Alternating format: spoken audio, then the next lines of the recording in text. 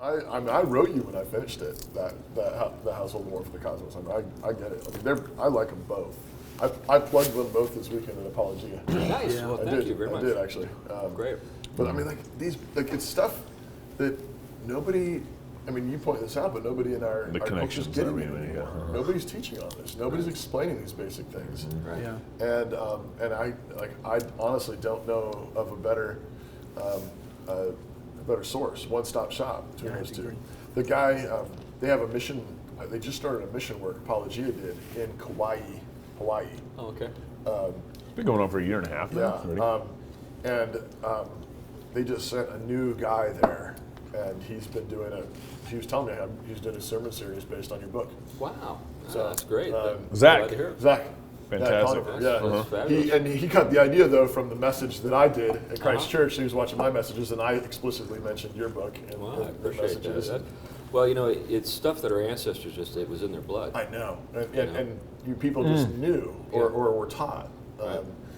And we don't.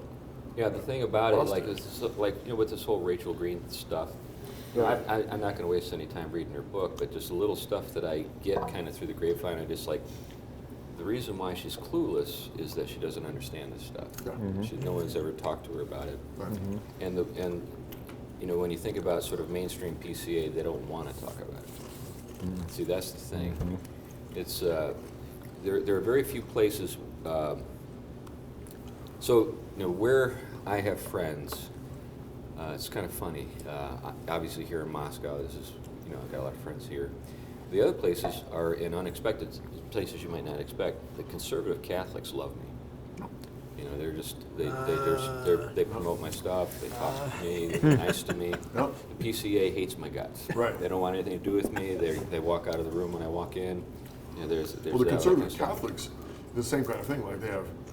They have instincts that would lean this way, but have no teaching or grounding. Well, but they're very involved in economics. Well, that's what I was going to say. The Catholics are the ones who haven't left the social square. Yeah. Catholics are still engaged one way or another, and it was amazing watching William Barr get up at Notre Dame and talk so Christian, right? And that's an attorney presuppositionally, except for his evolution stuff. Well, take for example Patrick Deneen. He wrote The End of Liberalism. I was at Harvard listening to him give a lecture. He pointed me out to the entire room. Really? Yeah. Said, you got to read Wiley's book, Man of the House. Wow. Interesting. Yeah. And he said, we ought to have a center at Notre Dame that's focused on these things that Wiley's talking about. Wow. So that's the kind of support I get when I leave the PCA. Here, and like I said, there are certain places, like the whole Touchstone world, they're very supportive. Even I just did something for, I don't know if you know a woman named Susanna Black. Yeah. She's a plow. She's in New York? Yeah. She just had me do something on my grow. Is she Protestant or is she Catholic? She's got a really interesting background. She was at Amherst, which is like a super, it's kind of like Berkeley, but in Massachusetts. And so she was converted at Berkeley out of sort of a secular background through a kind of charismatic kind of thing. But when you're really smart and you're in a charismatic community, sooner or later you say these people are insane. I wouldn't even that smart. Isn't there more to it? So she started looking, and so she's essentially I think an Anglican. But where she is she's very, I think, sympathetic to the reform world. She's very supportive. She's also involved in that. Like in New York, when I go down to New York, people like Aaron's a friend of mine, Aaron Rim. They all know each other. Yeah. It's like when you're a conservative, socially conservative you know each other. Christian in New York, it's a small crowd. That's right. It fills a room. Yeah. Right. But the people who are in the room are incredibly influential in the sense of where they are. Yeah. So when First Things, I've got friends at First Things. So when they do one of their Erasmus lectures, something like that, when the room is full, those are the people. Yeah. So Susanna's in the room, David Talcott's in the room, Aaron Wren's in the room. These are all so I'll swing down because it's about an hour and a half drive for me, and I'm in the city. Yeah. And what? So I'm sorry. I had no. this is upside down. And you know who's not there? Tim Keller. Right. That's what I was. That's where my question was going to go. And that's where I'm going too. Is just why when I came from a Reformed Baptist, so my walk is charismatic, hand clapping, speaking in tongues, following the Spirit. We didn't play with snakes. That's for the crazy ones. That's for my ancestors. Okay, yeah. We didn't do the snake thing. Western Pennsylvania, West Virginia. Okay. Yeah, we didn't touch They were y'all. snake handlers, huh? Well, that's my world. That's where I came from. Okay, so we did all of that, and then I go from there to Christian Missionary Alliance Church. Oh, I know. So that was a great bridge for me. Yeah. From Charismatic Christian Missionary Alliance, from Christian Missionary Alliance to Reformed Baptist. Okay. Right, and then from Reformed Baptist to PCA Presbyterian. Yeah. From there now to the CRC. Right. Yeah. Get closer and closer to the throne. So I feel, but that jump from Reformed Baptist to Presbyterianism, I was so happy to find the PCA because I was like, finally some guts. Yeah. Finally some guys who they had this foundation, this doctrine that I was in love with. I hadn't been to a church. But you see, the thing is in my time, I didn't grow up Presbyterian or anything. I grew up in the Church of Scientology. So I've got a really weird background. So, but I agree with you. Maybe 15 years ago, that was the PCA. PCA today is a bunch of people who are wannabe Kellers. That's it. That's all. They're just wannabes. Wannabe colors? Tim. Yeah. So with all these, I mean, like you're just talking about New York, and the conservatives find each other. Everyone gets in the room and everything. So it seems like even the conservatives who get it are hungry for a vision from the pulpit of what it looks like for pastors to lead their congregation and engage in politics. They're very disappointed in pastors. How many pastors are in that room? I like me. I'm not exaggerating. It's like me and nobody else. Wow. They're all editors. They're all professors. They're all people who are involved in government, stuff like that. But the pastors go to the conferences where Tim Keller speaks. They go to the Gospel Coalition or Together for the Gospel or whatever that stuff is. But I guess it seems like part of the hunger there is they want the unadulterated Word of God, unapologetically proclaimed. Oh yeah, right. They definitely want that. Like when you think of a guy like Robert P. George at Princeton. Yep. Or Tony Eslin. They're always talking about how disappointed they are in the clergy. Yep. Of course, they're Catholics. Yep. Why are there no? I mean, where are the pastors? I mean, why are they only at the Keller conferences? Because they really do believe that being nice is going to save the world. Huh. So what do you think about John MacArthur and telling Beth Moore to go home? I think, I've not heard the video or anything, but I think I get it. She strikes me as kind of Barbie for Jesus. I'm just like... Message. Cheers. Yeah, I'm Cheers. And I think that her, basically, she really appeals to girls who want to look like her. No, I think you're right. It's marketing. That is absolutely right. I think it's QVC Are we getting this marketing. on? I'm willing to say everything I just said. Oh, we've been recording. Oh, we are? Yeah. Okay. Yeah, we've been going. We just jumped in. Yeah. I didn't mean that. No.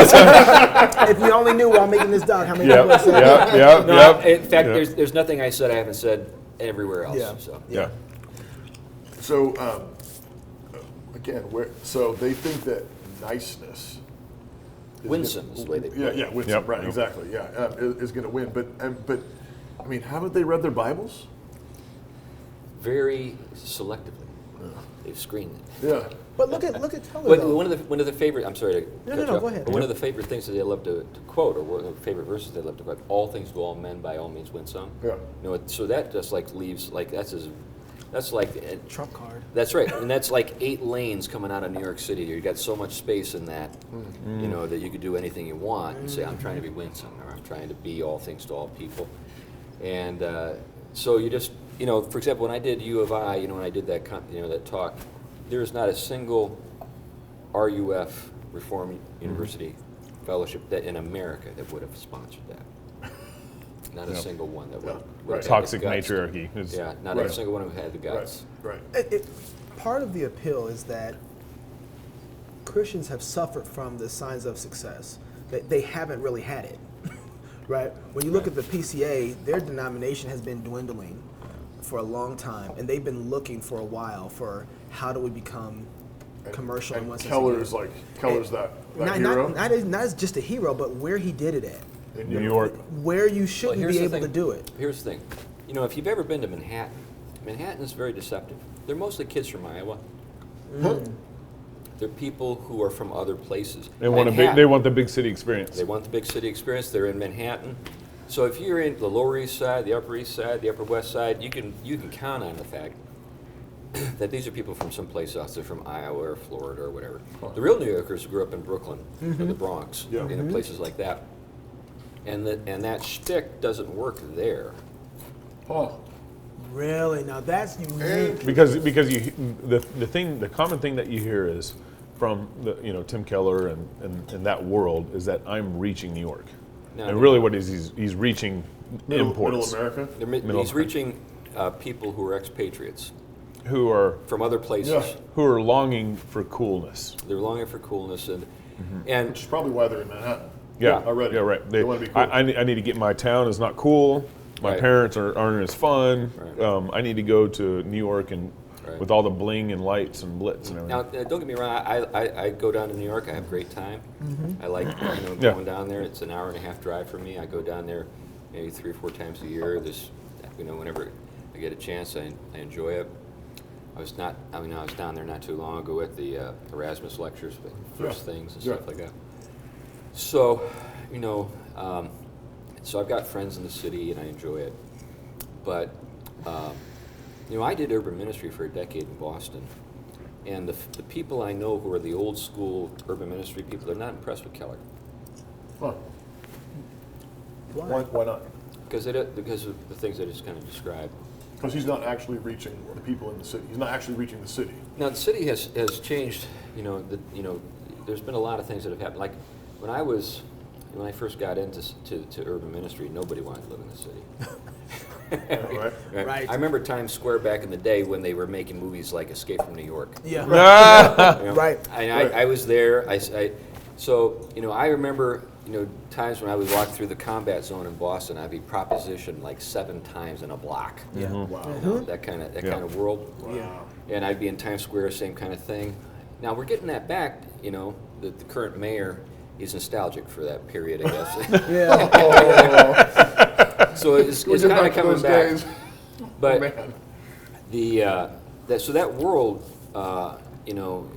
that I knew was the world that a lot of the urban ministry guys that I knew from back in the day, they were in that world, and the people who for me have street cred in that world, oftentimes were people who were not looking for any kind of attention or any kind of support financially or anything from somewhere else. The real hustlers, right? Yeah, the good guys. So for example, if you go into a lot of back in the day, and I think it's still true today in some of these churches, but you would never know about them in suburbia. Like if you go into Philadelphia and you go to Christian Stronghold Baptist Church, you would find a church with about 3,000 people, and the church has no debt. They've had like 4 or 5 different building programs, paid everything cash. These are people, like in inner city Philadelphia. So I remember one time, this is fun. This was like back in like 1992 or 93. Right. I was at his church, Willie Richardson. I don't know if he's still alive there now. But so it was a church made up of a lot of buppies. So you had a lot of black urban professionals, but also a lot of folks from the neighborhood. And there was a really strong emphasis on family and men. Yeah. Real strong emphasis on men and the need for particularly black men to provide the leadership in their homes and that kind of stuff. It was a very, very positive environment. Yeah.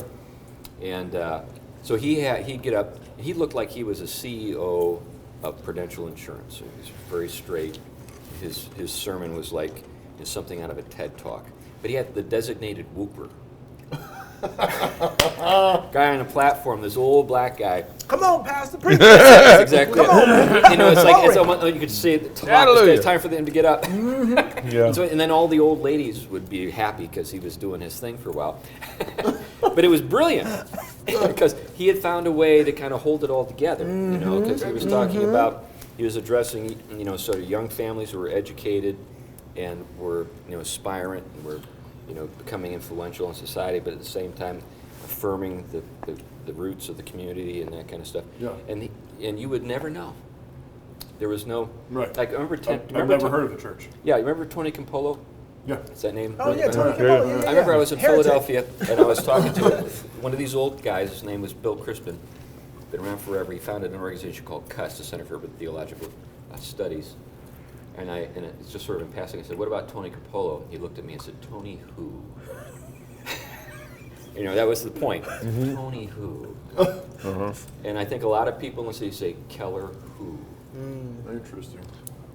Interesting. So, you know, you got to be in the scene to kind of get what's really going on. You know, you can't just rely on the media. You can't rely on the Christian industrial complex, you know, Big Eva or any of that kind of stuff to know the truth. You got to get on the ground and get to know, like here in Moscow, you know, the situation on the ground is different than what people think it is.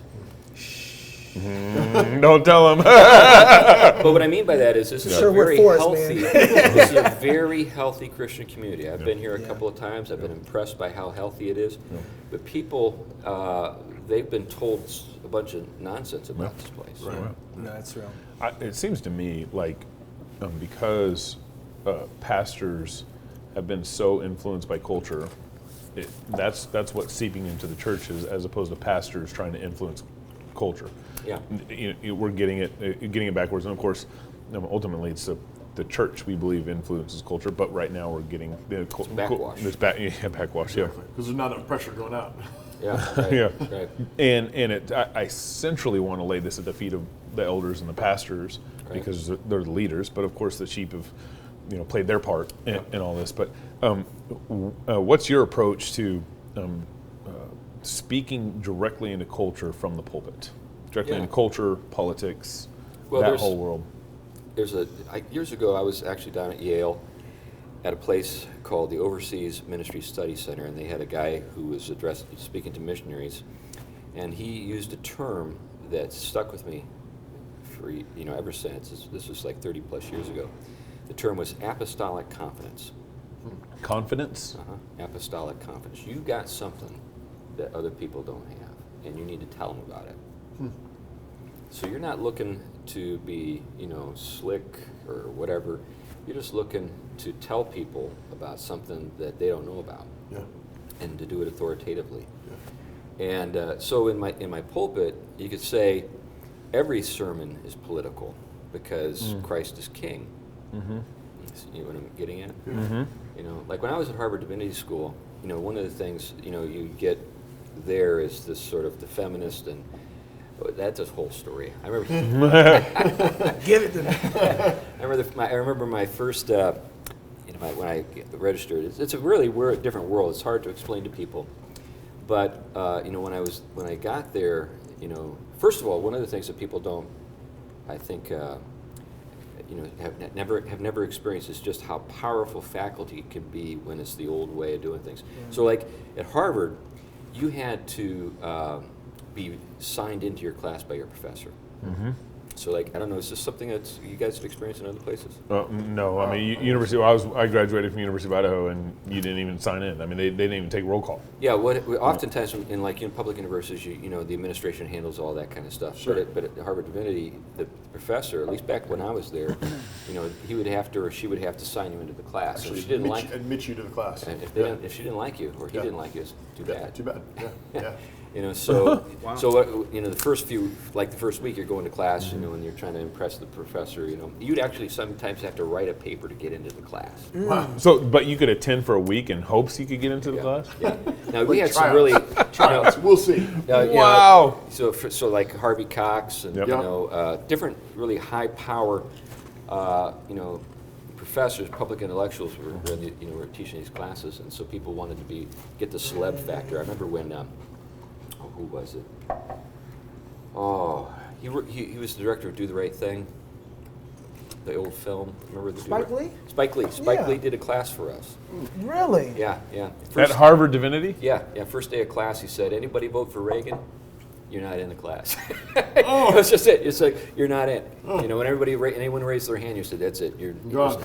He challenges your convictions right away, right? Wow. Yeah, and so that's the kind of world that I was involved with for a period of time. But one of the things you saw all over the place is politics is everything. there's no such thing as something that's non-political. No. And in a way, that's wrong, and in a way, it's right, if you know what I mean. Yeah. So, like, you know, when I talk to my Catholic friends, they'll talk about something that's pre-political. What they mean by that is not that it's non-political. They're talking about natural things, like marriage and, you know, children, things like that. Yeah. But if you were to press them and say, well, didn't God make that? And they'd say, so, of course. But what that implies, of course, is that it's God's politics. You know, the way God has ordered the world and so forth. But we live in a day when that sort of understanding is lost on us. Yeah. That there's a sort of set of pre-established truths that God has ordained. So what we as pastors have to do is help people realize that in God's order, you know, there are certain things that are sacrosanct. I mean, they're just there. Yeah. You know, there's no, you know, votes. and that's the apostolic authority or confidence that you're talking about. Right. So whenever I talk about this stuff like transgenderism, I talk about this stuff all the time. You know, that's the way I approach it. Right. You know, this is stuff that's been ordained by God. There's no. It seems to me that a big part of what you do when you walk in, when you step into a pulpit, and I think this is going along with what you're saying. I mean, maybe in the first instance, part of what you're bringing is simply the confidence. It's like even before you get to the content of what you're confident about, Right. it's just having confidence, which is a completely different persona Right. than the guy who's basically the Johnny-come-lately to every American fad. Like, we're doing screens now, let's do screens. We're doing rock bands, let's do rock bands. Whatever the slick new thing is that will get people's attention to win them Right. is a completely different tone. Like, I'm trying to be cool Right. is a completely different tone to I know the man, I know the one who runs this whole place. That's right. Yeah. Yeah, it's a confidence that's grounded in. I know the one who owns all of this. Right. And so it seems to me like that's the first thing. The pastor walks into a pulpit and just exudes. Right. Like, I have been sent here Right. by the one who runs this whole place. Right. You know, it's interesting. I was talking to Nate the other day. Yeah. Nate Wilson. Yeah. He's talking about his documentary they did on like animal life. I can't remember what's the name of the Right in the dance. Yeah. Yeah. So they were out with sharks. Yeah. Yeah. He was that's off the swimming with sharks. No, And- David's not doing that.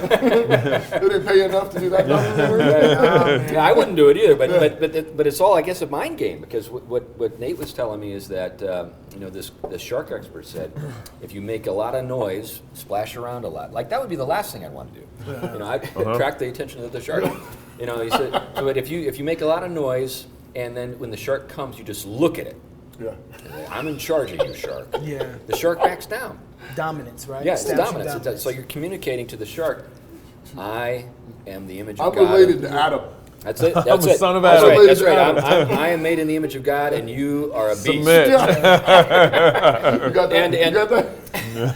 I'm trying. No, I'm A not. lot of faith here, a lot of faith. David, eye contact. You're not that sanctified yet? But you know what? He told me they were out for like an hour or more, or maybe more. There's just like 30 sharks swimming around them the entire time. Yeah. And it's just like they're doing this again and again and again, and it works. Right. Yeah. Yeah. So what happens when you walk into a place like University of Idaho or whatever, Yeah. you know, and you don't blink. You just say, you know, hey, this is the way it is. That's You think that's about really good. it's in Corinthians where Paul says, you know, you have some teachers, but you don't have any fathers. I think pastoral ministry in a certain really important sense is a ministry of fatherhood. Yeah. But the problem is we don't even know what a father is. We don't even I know know. a lot of guys who Yeah. wish they were a mother. Well, most Just of the the way pastors they lost their children. the way they address their children, and they want Yeah. they want to be loved. You know, they want to be. Yeah. Yeah. They want No, to nurture. but isn't that whole like we want to win like people and we want to be nice? Yep. I mean, isn't that basically the church trying to be maternal? Well, and what I've seen again and again is that's like a formula for those guys in a sort of they're on a trajectory to apostasy. I've seen these That's guys. even worse. Yeah, I've seen these guys just leave the faith. You know, Yeah. they'll start off in a pretty okay place. They'll do the winsome thing for a little while, and then they'll get disillusioned because no one else is doing the winsome thing with them, and then they hate their Or because brothers and Winsome sisters. doesn't work. Winsome doesn't work. Yeah. Next thing you know, they're working for the other side. Yeah. Well, the Winsome thing is hard too. I mean, have you ever listened to one of those sermons from Stephen Furtick or T.D. Jakes? Those are hard to do. The gymnastics that you have to do in those sermons constantly is hard work. Right. And if that's what it's going to you got writers. They have writers. Right. Well, you got multiple writers for your sermon prep. Sure, but I mean, even so, it's like the writers are struggling too. Like they can, so it's hard to do. Now, this is different than sort of the love that we should have for people who don't know the Lord. Sure.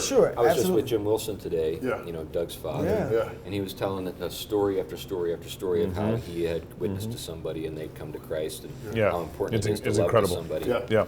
And so that's different. But it's a genuine love. It's a true love, and I think in the way it's supposed to be is a man who loves. It's more like a fatherly love. Yes, right.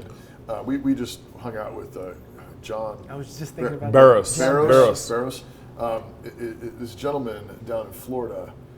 Who's been doing full-time 15 years ministry in front of an abortion clinic in Florida. Wow. Every single day. Wow. Like all day long, I think is what I get. Most of the times for the day. He's like a missionary basically to this Planned Parenthood or whatever it is, the abortion clinic. He was very close friends with R.C. Sproul. Okay. Went to R.C. Sproul's church. Right. And in fact, the very last what was it called? Renewing Your Mind was the Sproul. Talking about John. Daily radio show. Yeah. The very last recorded show that R.C. Sproul did, he thanked a number of people who had been really, influential in his life, and he was, people doing ministry and people that he loved and was appreciative of. And then the very last person he mentions, he says, but really, the person I think of the most is John Barros. Yeah, when I get up off my knees. He says every morning I get up. And I with my wife, and I get on my knees and I pray for him. Wow. And the thing that he was telling us stories, talking about stories of the. I mean, how many saves? I mean, he's hundreds. Over 2,000 saves. Over 2,000. Yeah. Wow. Over 2,000 people that he's pleaded with. Right. In the 15 years to not kill their baby, Yeah. and they've listened and saved their baby. But he told the story of the very first time I think he went when he was kind of considering maybe doing it full time, and didn't really want to. Sure. And but he was there, called out to this gal. He says, "Just come sit down and talk with me for a little while." She comes and she sits down with him, and they talk for about an hour and a half. And at the end of the conversation, she just says, "Thank you so much. I'm not gonna do this." Leans over and kisses him on the cheek, and then keeps her baby. And it just struck me like. He's what, I don't know how old, is he 70 years old maybe? I don't know how old he is. I don't know, I'd guess maybe in his 60s. Sorry, John. But the thing that struck me is he's being a father in a completely fatherless place. Yeah. Right. Where fatherhood is maybe the most mocked and scorned in our culture at an abortion clinic. And he's doing it in both ways too. And he does it both ways. Yeah, he's pleading with them in compassion. Don't do this. You'll regret this. There's somebody who can take your baby for you. But he also has hard words. We saw an exchange this one clip with him, and there's a boyfriend with the girl, and he's saying, you're being a coward. The boyfriend's dropping his girlfriend off, and the boyfriend walks in the clinic and then walks out because he dropped his. And he calls him a girlfriend. coward. He says, "You're being a coward," and the boyfriend starts cussing him out and everything. He says, "No, you're being a coward," and the boyfriend kind of threatens him, and he says, "You won't do it."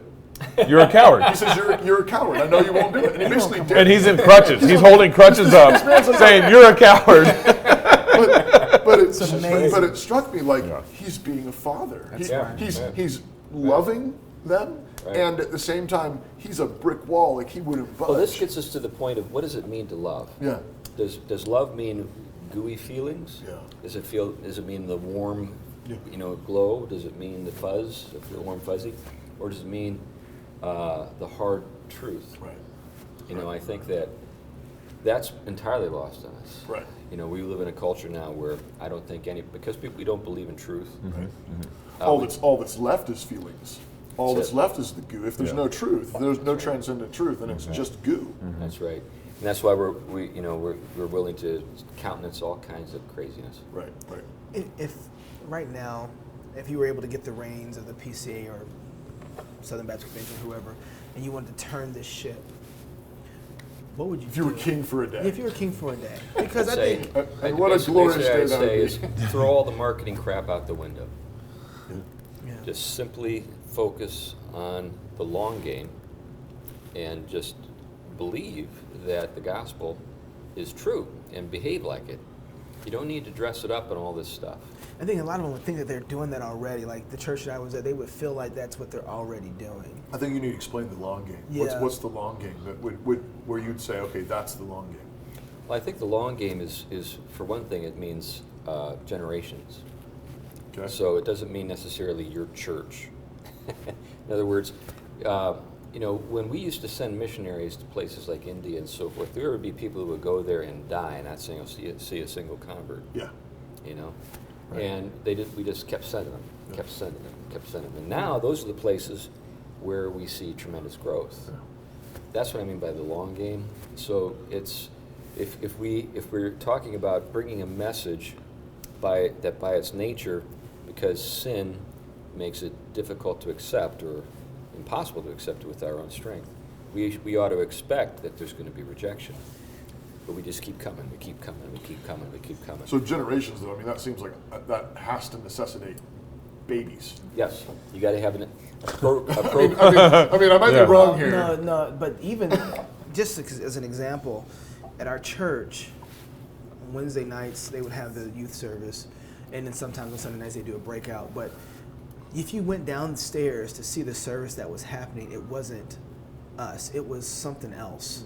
The service with the youth, the service separate with the service with the youth, was basically a Stephen Furtick service for the most part. The 3 points, the game, MTV with Bible verses. Yeah, absolutely. And I remember going to our pastor and said, guys, if they're not singing hymns and singing songs the way we sing upstairs, how are we going to maintain them in our That's culture? Right. Yeah, right. And you know what shocked me? It wasn't that they had an argument for me. It was the fact that they went, huh. Never thought of that. No. Don't do that. No. You're the one that's supposed to be teaching me. Don't you do that to me. You argue with me right now, mister. I want an argument while we're here. I don't want you to go, that's it. point. Yeah. Huh. I hadn't thought about that. A few minutes ago, I don't know if we caught this already on camera, but I just want to make sure you say it. You said Kellers Church is a youth group. Right. What did you mean by that? Essentially, we got a bunch of single people who are kind of pursuing their lives in a post-familial way. But basically, you've got single people in their 30s and 40s. No families. That's right. Now, that's not something that Keller invented. That's Manhattan. Interesting. So, this is what I say to people. I'd like Redeemer better if it saw itself as a rescue mission. Okay. So like I used to work in a rescue mission. I preached to drunk guys, and that kind of stuff. And what we, in the way we thought about, we didn't think, oh wow, we need more people living on the street for Jesus. Right. We were trying to get them off. We're trying to get them off the street. So we're trying to do. Manhattan is like Disneyland. It's not real. It's really not. You think about what does it cost to live there. And what a bizarre thing then to think like we're going to transplant that to churches all over the country. Yeah, we're going to take Disneyland and sterile people, and we're going to spread it to all of America. We're going to say that's a virus. That is. We would call that a disease. Right, a disease. So that's not a model for anything. Now. That's not to say we shouldn't have ministry there. I'm all for it. Right. But if we were thinking about this in the right way, we would say, you know what? Perhaps the most hostile place to biblical values in America is Manhattan. Okay. Not just in America, maybe even in the world. Yeah. And so what we need, now we need to have a presence here, but we got to recognize that if we're going to have families here, does that even come up? Now I've not read Keller's marriage book. It'd be just too much work. And I don't think I'd get anything out of it, frankly. But people who tell me they've read it say he doesn't talk about children. Interesting. I was talking to Glenn Sunshine. He said, how can you have a marriage book that doesn't talk about children? Now, I've not read it. Now, maybe Tim Keller will watch this video and say, I talked about children in Chapter 2 7. pages. Yeah. But it's not a lot, at least. It's not. Now, no one ever thought about marriage without children up until like yesterday. Yeah, a couple weeks ago. It was like, Right. it's like the whole point. Yeah, right. You know? Be fruitful and multiply. Yeah, that you know? whole thing. Yeah. So this is not part of the apparently this is not part of the formula. You know, so what is marriage then? Well, marriage is apparently, again, I've not read the book, so somebody could write and say, Wiley, you don't understand, whatever. Well, okay. At least primarily. Yeah. It's not about Yeah, children. this is some sort of way to sort of self-actualize or become holier or whatever. But that's not real for one thing, and it's certainly not the biblical, framework for understanding marriage. And it sounds like, again, it's short-term thinking. Yeah. So let's talk about structural evil, because these people love to talk about structural evil lately. Yeah. You've probably heard about this, structural racism and things like Systemic. that. Systemic. Yeah, I'm experiencing it right now Eating that cheese dip. in this room. But what you have is you have systemic evil in Manhattan. What am I talking about? To have a kid in Manhattan, You can't afford it. you can't afford it. Wow. Now, there are people who have kids in Manhattan, but they're incredibly wealthy. Right. My wife is a music teacher. She has a friend who commutes twice a week to Manhattan to teach piano. Yeah. Why? Because those people are willing to pay They'll like pay. 10 times as much for a piano teacher as they're willing to pay where I live. Is Manhattan like China now or something? Manhattan is just an incredibly expensive place.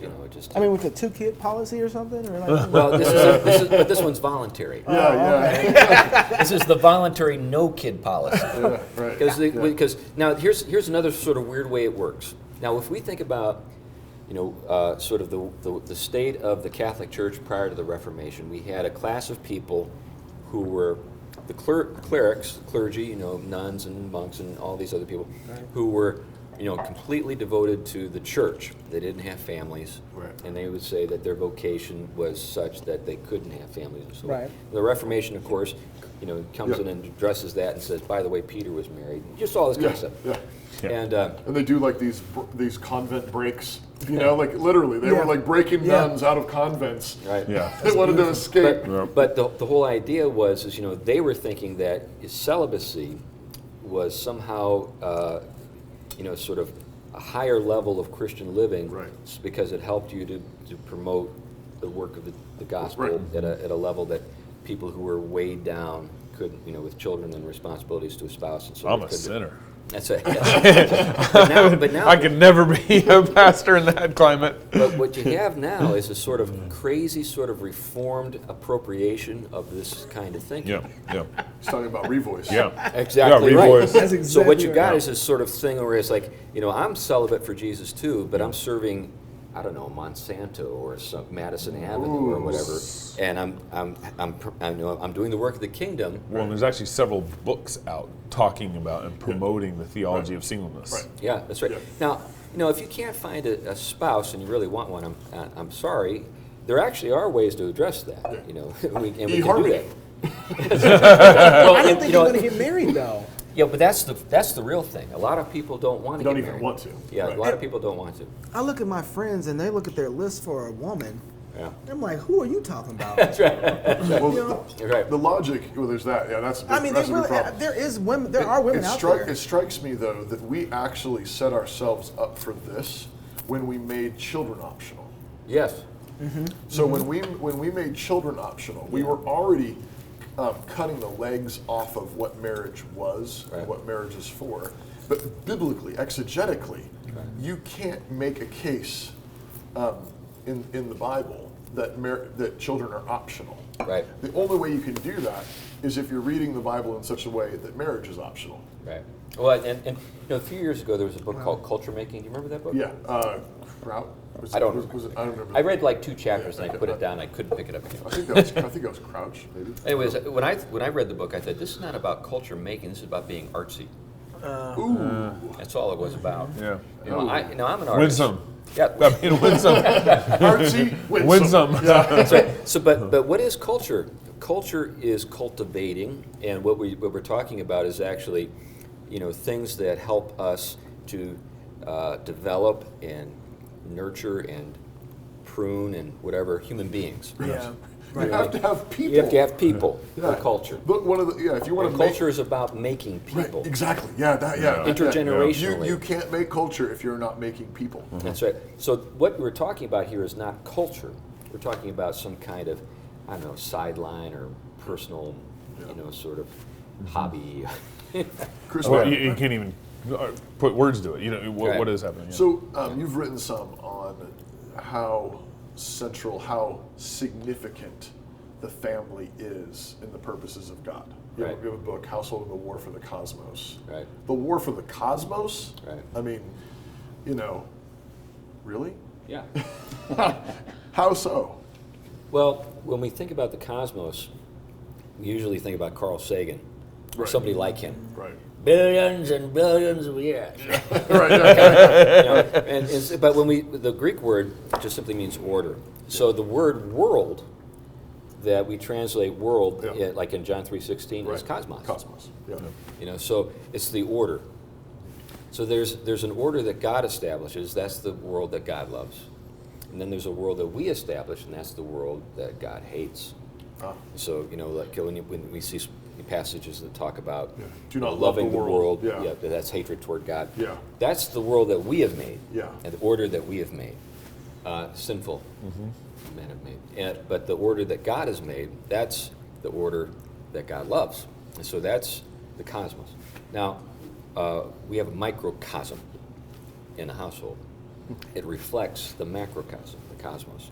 So like when we think about, when we talk about Christ and the church, we talk about the bridegroom and the bride. Right. Well, wouldn't you know it?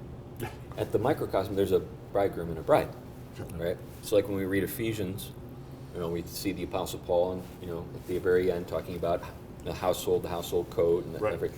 When wives submit to your husbands, as and so forth. Christ, the church submits. All this kind of stuff. Husbands love your wives as Christ loved the church. Right. All that stuff is there. Yeah. So with these things, it's not like Paul was saying, well, how should I say this? What kind of good What's metaphor? a good analogy Yes, or metaphor? No, it's not the way it works. No, As he takes a puff from his cigarette. I know, marriage. I'm going to get gritty here. What brings us?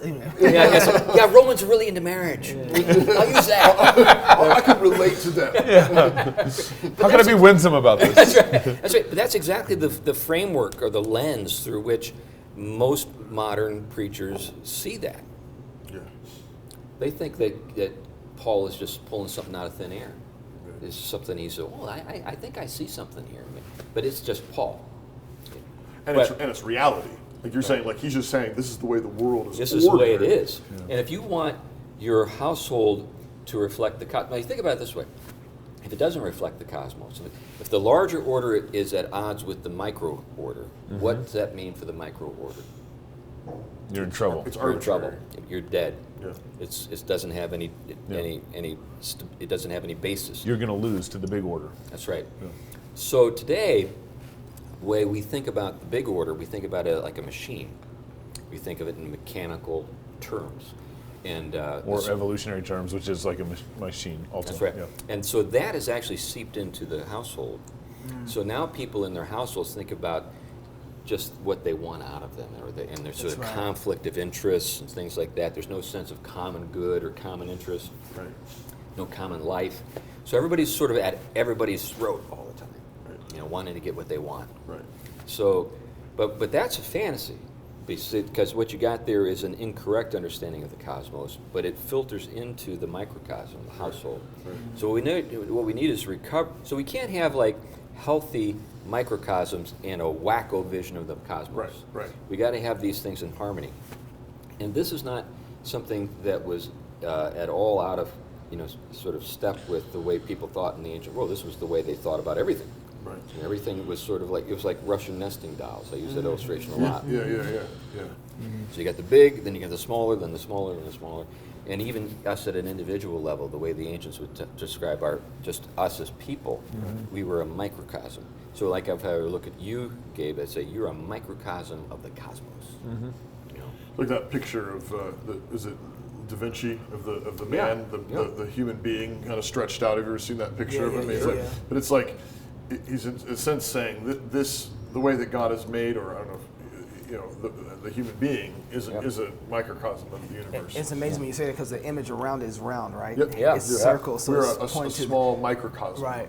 But the whole idea of the we're to rule our passions, Right. rule our feelings. Right. There's a hierarchy that's There's a established hierarchy in a person. in the person. That's right. So we've lost that. Yeah. That's why, in so many churches we're all about feelings, because we don't really believe that there's a hierarchy in the person. Right. In the age where everybody's trying to get power, it's amazing to me they're denying the very idea that God has given for power to exude from, And when we got done, my wife and I got done with your book, we said, I wish we would have had this before we got married, or right when we got married. Yeah. Because we had no idea how powerful our marriage was. Oh yeah. Like a healthy marriage that reflects the cosmos is a sermon. Yeah. Your household is a living sermon. You're preaching. You're preaching just by doing stuff. So explain this. So you have a great section in there where you are describing the role of authority, and you point out that if you accept sort of this evolutionary or machinery vision of the cosmos, then basically the household reduces to a whole bunch of roommates. And then randomly God says, you, the guy, you get to be in charge. Yeah. And which functionally means he gets to control the remote to the TV. I think you said you're like, basically why? Because I'm the boss. That's right. Right? And which is understandably, and I think a lot of feminists and egalitarians, that's all they can hear. It's just like you're just saying, what, lucky winner you. You have, right. Male genitalia, so you get to have the remote. You're the biggest and the strongest guy in the room. Right. Yeah. What is it really all about? Right. Yeah. One of the problems, feminism is a fairly recent phenomenon. Yeah. I don't think people sort of really reflect on that. Yeah. It's a product of sort of the modern world. Yeah. And I think it's a symptom of the sickness of the modern world. Oh. It's not like some kind of great thing that we've been traveling toward forever, and suddenly now we're in this happy utopia. Yeah. We're now. So what you just described is just that. If we really think about this as sort of matter in motion and things in conflict and all that kind of stuff, then it's just the biggest and the strongest wins. Well, then there's really no basis for the authority apart from just, you got to do what I say or I'm going to hurt you. Strength or raw strength, whatever. Force. Right. And so then they're going to be try to manipulate. Yeah, Try and they're going to resent it. Yeah. They're not going to see it as a gift to them. Right. That kind of thing. So like, in my house, I can beat my wife in arm wrestling 10 out of 10 times. And that's not a big, I'm not bragging. It's just fact. Yeah. But what does that imply? Well, does that imply that that perhaps maybe I've got a responsibility to do certain things for her? If we don't think in those terms, we don't think that this has all been ordered and it sort of reflects a larger reality, then we don't think in those terms. We think, we say to ourselves, or maybe even to our wives, well, you just take care of yourself. Right. We're all in this, you do your thing, I do mine. Well, and that's a lot of that is coming from because we don't understand the intention of the big order. Meaning that, what is the big order? Who am I within that big order, and what am I for? Right. When we define marriage and roles on marriage based off arbitrary means, and we don't have it anchored in God's intention in the big order, then we're gonna get all sorts of cattywampus out of that. So what is family for? Yeah. What's it for? That's the glory of God, of course, but in the sense that what we reflect is the order of salvation, and the relationship between God and the church, and traditionally in a marriage, the way it was. You think about what people do today is they have prenuptial agreements. What in the world is that? It's basically saying I've got an escape clause that allows me to retain my assets. Yeah. So are we actually one flesh? No. Right. Right. We got that because pastors have an escape clause. Hey, that was a cheap shot. So historically, this is why a divorce was so difficult. Because what it meant was tearing something apart that had been one flesh. How do you do that? I mean, like when I think about my relationship to my wife, you can say at one level, I bring in like 90% of the income in the household. But does that really reflect the household? Right. There's so much of our household that my wife is involved in that really is priceless. You know, you can't put a number on it. Tell me about it. Yeah. You know what I'm That's saying? right. Yeah. Well, and she is the only one that can make the people. Yeah, well, that's it. And that's it. And do we pay her for that? Yeah, You know, yeah. that'd be like, that'd be almost sacrilegious, I would think. You know, Right. blasphemous to Right. be able to put a price on people. Right. It seems like that's one of the things that we've lost is back to the idea of making culture. It's essentially making people, but understanding that the most valuable thing in all the universe is people. Yeah, yeah. Like there's nothing more valuable because there's nothing else in all of creation that bears the image of the maker. Right, right. And what is that? Well, it's all the things that go into making people human. Like Right. our creativity, our intellect, our ability to reason and communicate, our artistry, making music. I mean, we really do reflect Image God, the yeah. infinite Yeah. glory and goodness and beauty and creativity and ingenuity of the living God. So like my wife is like the uber feminine. Yeah. If you know what I mean. Oh, yeah. You know, like so here's my wife. She's a beautician and a kindergarten teacher and a music teacher. Yep. You know, like the uber feminine. Yeah. You know? She's got the Trinity there. That's right. So now she's in Denver right now, and we were on the phone tonight. She said, "I got to hold the great niece." It was like the thing that she flew to Denver to so hold she the could baby. hold the niece. baby. That why Every like day I'm holding this baby for hours, just holding the baby. I'm like, that's beautiful. I don't want to hold the Fantastic. baby that bad. You know? I like holding the baby a little bit. Yay, babies. Yay, babies. Yeah. But you know, there's something beautiful Yeah. when you see a woman Yeah. who loves babies and Absolutely. is just completely absorbed in it. Yeah. You know, so my wife is. Does she care about whether or not people give her credit for that? No. No. No, or pay her for that. No. She's just there's something beautiful. The in reward is in the work. It's it. Yeah, yeah, and so that job is glorious, and we've lost sight of that because we've lost sight of a long-term picture of what culture building, culture making actually is, and the man then we've lost a vision, pastors and men in general, of how powerful that is to raise a family, a number of children who then grow up, who are healthy, who are strong, who are intelligent, who love Jesus, and who have been trained to go into the world and invent and create and discover and build. Well, and Make. you know, and just you know, when you think about my wife, and I get back to my wife. Yeah. Everyone loves my wife Yeah. except dykes. Yeah. Oh, sure. You know, Yeah. so like old people love my wife, Yeah. little children love my wife, Yeah. other women love my wife, I love my wife. Everybody loves my wife. Because she's a standing sign of what they were actually supposed to be, what Well, they're and supposed to be. Yeah, and she's also able to do things I can't do. Like for example, like when we get a new neighbor, my wife's over there with like the dish. Yeah, You know, yeah. and they see her coming, they're like, "Come on in!" Yeah. They see me coming. yeah. Pastor. Not even that. There's a guy with hair in his face. Right. You know, It's a man. It's a man. No. Who knows what that guy's going to Right, do? exactly. He's dangerous. He's Yeah. that shark. Yeah. You know, so people just get on their guard. But my wife, she just walks in the room and everybody's like, Yeah. somebody we can talk to, someone we can, trust, and someone we can, like and stuff like that. People are like with me. They're like, maybe I'll like you after a little while. Do you think there's something in part of this comes from our culture? Part of what I felt like we've lost is the fact that I'm not going to get the glory in enough time in my lifetime. Giving your life to kids, Yeah.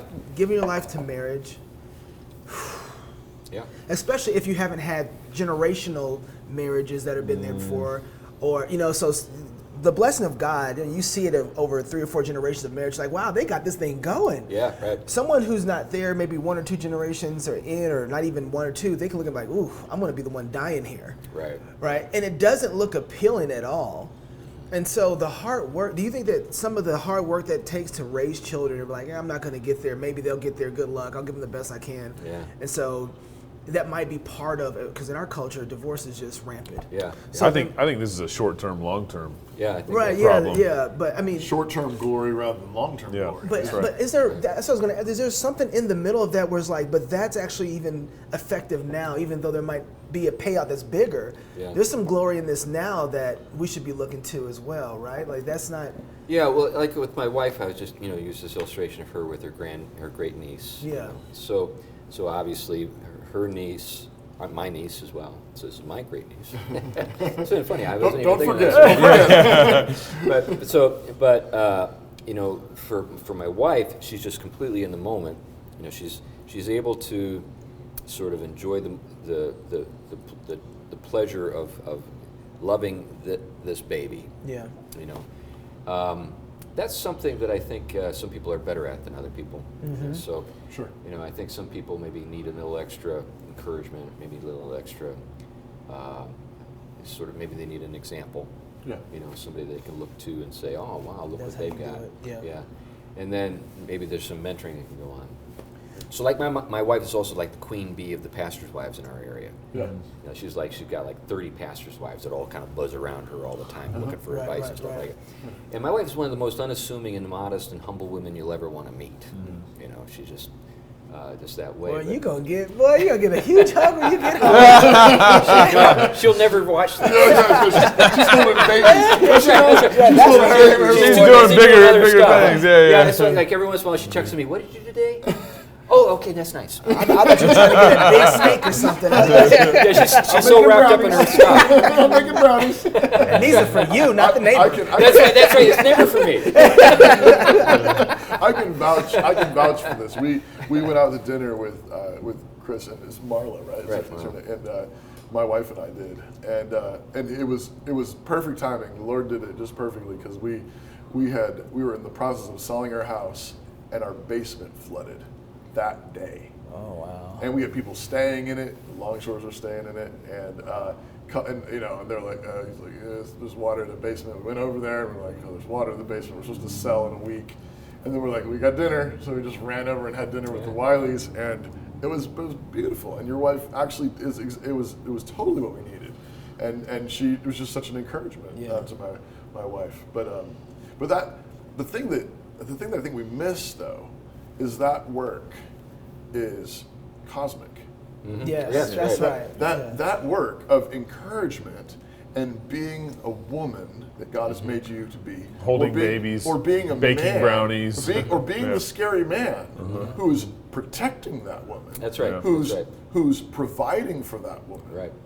Is we are cutting with the grain of the universe, the way we're made to be. Amen. And it's huge. It's long term. It's cosmic, and I think I go back to, why is it? I mean, you're right. Feminism is a fairly recent thing, but you have, in basically late 1960s, a very concerted effort, like explicitly, Sure. Yeah. to take down the family, Yep. Yep. to take down men. Yep. And we now have actual records of people sitting in rooms planning this. Oh, yeah, sure. Saying, we will go after the family. When I was at Harvard Divinity School, Yeah.